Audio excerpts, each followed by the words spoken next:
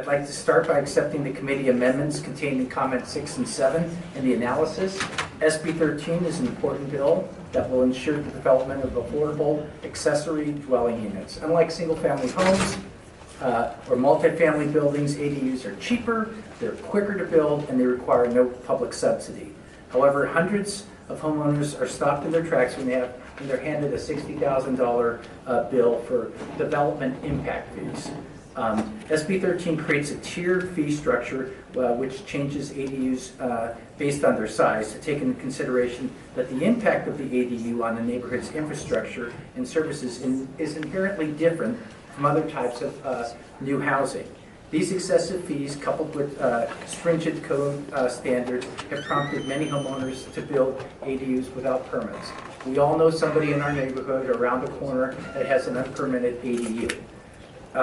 Recent study published by the American Planning Association estimated that there are 300,000 unpermitted ADUs in the greater Los Angeles area alone. Senate Bill 13 addresses this issue by creating an amnesty program that allows a homeowner to bring an ADU into compliance if local officials determine the needed fixes are not necessary to protect health and safety of the residents.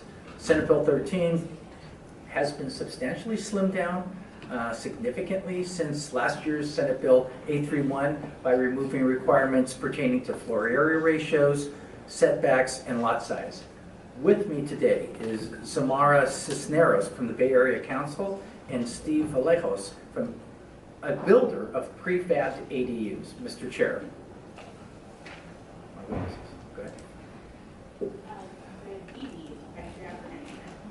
Samara Cisneros of the Bay Area Council, a nonprofit public policy organization advocating for a strong economy and a better quality of life for everyone who lives here. Our severe housing shortage continues to drive up housing prices. Addressing a shortfall of 3.5 million homes within 7 years seems daunting, but this ambitious goal should motivate us to take bold action now. We have several barriers to overcome, but we shouldn't underestimate accessory dwelling units, and SB 13 can help provide a viable solution to our housing affordability problem. For example, ADUs are affordable by design. They cost less to build and rent for less. And this is critical when in California the average cost for housing is $500,000, and even more so in metropolitan areas in San Francisco, close to $750,000. According to a 2017 Turner Center report, almost 60% of ADU owners rented their units at below market rates. And the entry to market is an incredible opportunity. The majority of California households are single-family homes. If just 10% of California's 9 million owners of single-family homes were to create ADUs, that could easily and quickly add 900,000 much-needed homes.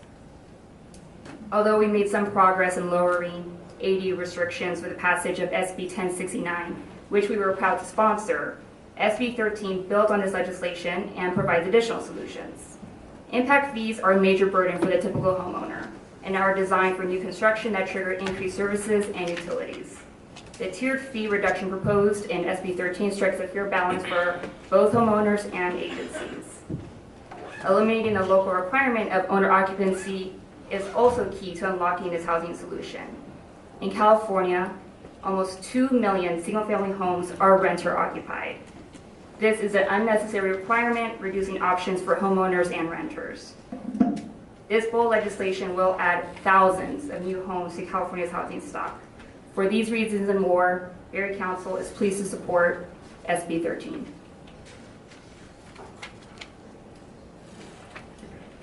Good afternoon, my name is Steve Vallejos. I'm the president and owner of Valley Home Development, an ADU contractor, and Prefab ADU, a ADU kit factory company based in Fairfield, California. We've been building ADUs for the past 14 years, so we're very intimate with the process, both pre and post legislation changes. We built over 170 of them across probably more than 95 jurisdictions. So we've seen a lot of different things and a lot of different problems that go with ADUs in terms of what cities are good and what cities are bad to deal with. Just a quick understanding of what ADUs are. They typically range in size from about 150 square feet on up to about 1,200 square feet. They can cost anywhere from the low end from about $65,000 on up to about $360,000. There's quite a range of both in size and pricing of ADUs. I've been sitting here most of this day listening to lots of discussions about affordable housing. I don't really see any other solutions out there that can present an affordable housing unit at $65,000. I mean, there's just not a lot out there. I hear a lot of talk. I see a lot. I watch what's going on with a lot of different bills, and I see a lot of development happening. And when it comes right down to it, most of the affordable housing units start off at probably about $350,000 to $400,000 in the Bay Area, and it's not uncommon to see an affordable housing unit have a price tag of $800,000 in the Bay Area. So when we're looking at ADUs, we're looking at something very unique. We also need to take into consideration that these homes do not require any subsidies. So we're not talking about anything where we're asking the state to hand out money to make ADUs happen. Homeowners have the incentive on their own. Everybody has somebody in their life that could use one of these. I can't go anywhere without sparking a conversation about what I do for a living and gather a group of people around me who are sharing their problems. This is just it's just a product that is so needed. So with that in consideration, why aren't we building anymore? I mean, we should be building tons of them, right? I mean, it's just they're affordable. Everybody needs them. Homeowners want them. We still have impediments. I mean, we're still, when it comes right down to it, when you take that example of a $65,000 ADU and you tack on $40,000 or $50,000 worth of impact fees, it's very difficult for that homeowner to make that decision and say, I want to go ahead and pull the trigger for $65,000 worth of actual physical construction, and here, let me handle the money that goes nowhere. And it's important to understand what impact fees are, because when we look at impact fees, we're not actually talking about the building permit fees or the application review fees. These fees are charged independently by the planning and building department. Impact fees are those other fees that come in from the water district, school district, parks and recs, fire, sanitation district. And it's also important to know that those fees aren't actually to provide a new service to that lot. That service already exists on that lot. There's already a home there, and that primary home is already paid for those services. Adding to this problem on a daily basis, what we see is that when people are confronted with this situation, and the question comes up, well, why don't I just do an addition then? That very same addition at that very same size is usually not charged those impact fees.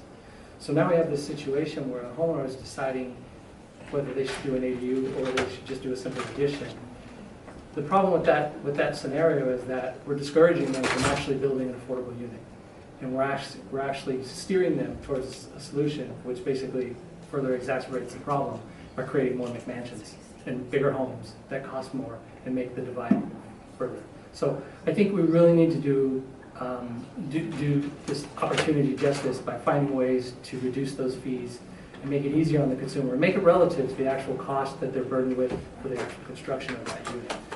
On a $400,000 unit, $50,000 fee is appropriate, but on a $65,000 unit, $50,000 fee is not appropriate.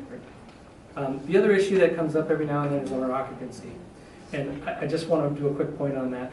It's brought up in a lot of conversation, and I know the APA and other organizations really want the owner occupancy there. I just want to share with you that there are 4 cities in North America that have done over 1,000 ADUs. And what all 4 of them have in common, they don't have owner occupancy requirements. They also removed a lot of parking restrictions and impact fees as well. But the point is that we have to remove the barriers for the homeowner to make this decision. If we want these to be out there in high numbers, and we don't want to spend a lot of money coming from the state to create affordable housing, then we need to get out of the homeowner's way and make it easy. Thank you. Thank you very much. Additional comments and support? Mr. Chair and members, Jennifer Speck on behalf of the California Association of Realtors. We are in support of the bill. We do apologize that our letter was delivered yesterday and urge you to vote aye. Louis Morante with California EMB. We were late in getting our letter in as well, but are in support of the bill. Tony Boo with the California Apartment Association. We're here to support as well. And your letter was in on time. Thank you, apartment owners. Okay, any additional support? Sorry, it's been that kind of day. Any additional support? Any opposition?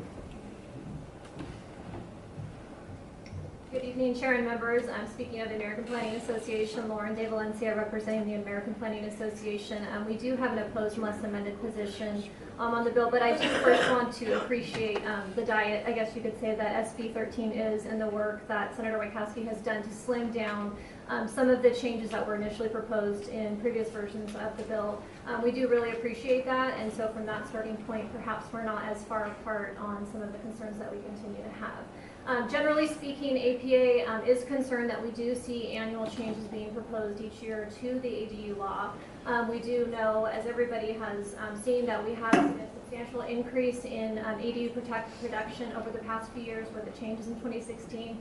No, we do just get concerned with going back, revising those ordinances that everybody has already adopted or is in the process of doing. But again, APIC is not opposed to ADUs. We don't want to put any restrictions, or we don't want things to be in place that limit ADUs. We just think that there does need to be some parameters around certain things. And so on the issue of owner occupancy, because I know that's probably the biggest concern that I think APA has, and one that certainly is near and dear to Senator Wieckowski, we are just generally concerned that with the removal of owner occupancy as a tool for local governments, that is the ability to be able to require owner occupancy, the likelihood of an owner that is residing in their dwelling, whether it's the ADU or the main unit, will more than likely, hopefully, rent out their unit for a more affordable rent. And we're concerned that removing those owner occupancy restrictions or ability from the bill does potentially incentivize investors to come in and either rent out, purchase a lot with an ADU or add an ADU or add both,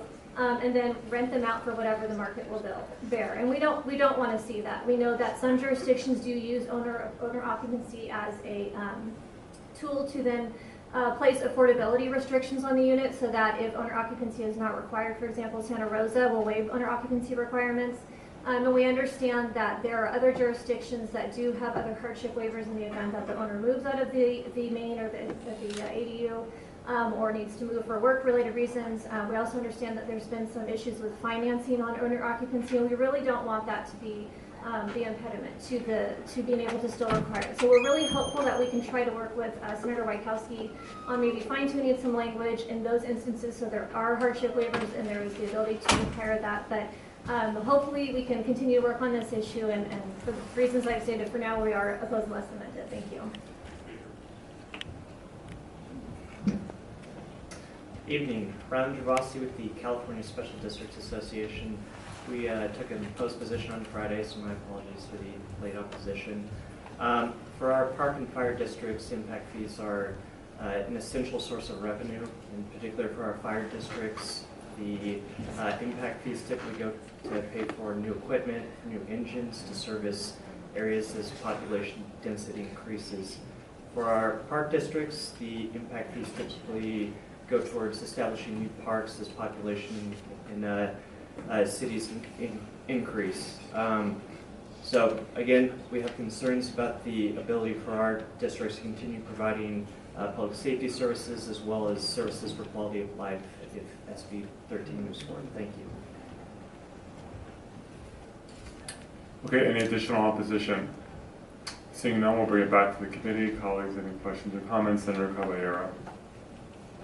Very quickly, I appreciate what you're trying to do here. Just a question about whether there would be any restriction on the utilization of an ADU unit for rental for short-term rental purposes. No, not under here. We're leaving that up to the local jurisdictions. They're all over the board, what they want to limit, and it doesn't, I'm agnostic. Yeah, I guess I want to urge you not to be agnostic on this one. If we're going to count it as part of our RENA numbers, and I think it should, frankly, I think it should be restricted, but that's just my 2 cents worth, and I put that in there. Any additional comments or questions, colleagues? Senator Skinner. I just note that the APA's part of their opposition was the fact that our local governments would have to once again revise their ADU ordinances. Had we been successful last year, as we had attempted to, they would have been revising their ordinances at the same time and all together. So it's unfortunate that the bills got hung up last year, but I think this is very, very important in terms of it's much easier to given that we have existing residential units and existing infrastructure, to add another residential unit is much easier than starting again with new construction, whether it's through any of our other bills that we know we're going to need to do those, but it's going to take much longer. So in terms of this housing crisis, this is very needed. But I do share Ms. Caballero's concern in that I want these additional units to count towards RENA. I want them not to be short-term. And I also think while requiring owner occupancy is too onerous, I think something that minimizes the speculative value so that we don't have a motivation for these housing corporations like what happened in Sacramento. We have a couple of corporations that bought up significant numbers of single-family homes and then are renting them at quite high prices. And so some level, whether it's a restriction on large or corporate owners, but anyway, other than that, I think it's a great bill, and I'd move it. Okay, we have a motion. I will say I appreciate the author taking the amendments. I'm recommending an aye on this. I'd like to be added as a co-author or a joint author, or whatever you would add me as. Strongly supportive of this bill. I want to just say, there are, as someone who's been involved in housing policy and politics for a long time, there are a lot of aspects of housing policy and politics in California that are upsetting to me in terms of what we've done, in terms of making it hard to create housing and having children sleeping in cars and young people who can't move back to the community they grew up in. It's a very tough situation. There are a few things that really bug me more than what we have allowed cities to do in terms of evading their responsibility to allow ADUs. It was 35 years ago, the state of California passed a law that said you have to let people put ADUs in their homes, period. And for 35 years, cities in this state, including my city of San Francisco, have flouted that law, have ignored it, and have violated the law. And that's not acceptable. When we look at the housing shortage we have, the efficiency of putting in-law units in, that you're not getting into the height and bulk issues that people sometimes are unhappy about with new development, and yet we have allowed cities, including my own, to evade the law. I want to, in terms of the APA's comment that, well, God, there are changes every single year. Well, there are changes every year because this has turned into a cat and mouse game, where the legislature says you have to allow ADUs, and then not all, but a lot of cities find ways to make it too expensive or impossible to actually put the ADUs in. So then Senator Wieckowski or Senator Skinner or Senator Ting or Assemblyman Bloom has to step in, and we have to pass another law to close more loopholes. And then there's another loophole. So that's the reason. It's not that gratuitously we're just deciding to pass new laws for ADUs every year. It's because we're serious when we say it, that you have to let the ADUs go in. And until this cat and mouse game ends, there are going to be more laws. And the impact fees, I'm sensitive to the needs of special districts and local communities who rely on impact fees. But when we heard about some of these $15,000, $20,000, $25,000 or more impact fees being put on an ADU, it's just not reasonable. And so unfortunately, a cap is, I think, required. And so I'm happy to support this, and I want to thank the author for bringing it forward. And if there are no further comments, and we have a motion, we'll call the roll. Oh, I'm sorry. No, please close. Mr. Chair, I'll use your comments as okay. Thank you. That, This is Senate Bill 13.